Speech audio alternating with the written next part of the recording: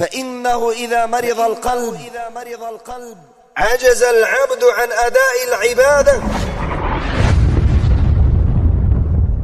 كما أن البدن إذا مرض وكلما قوي المرض عجز الإنسان أن يقوم بأعماله.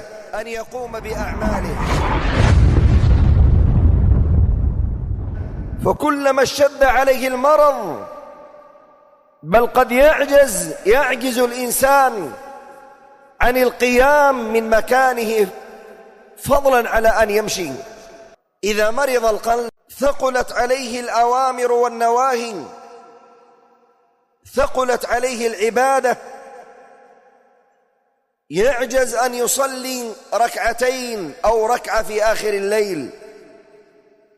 هذا دليل على مرض قلبك. فإنه إذا مرض القلب عجز العبد عن أداء العبادة، كما أن البدن إذا مرض وكلما قوي المرض عجز الإنسان أن يقوم بأعماله. فكلما اشتد عليه المرض بل قد يعجز الإنسان عن القيام من مكانه فضلا على أن يمشي.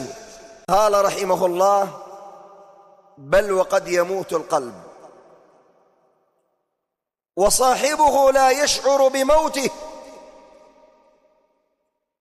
قد يموت القلب وهو بين جنبيك، وقد لا يشعر صاحبه بموته.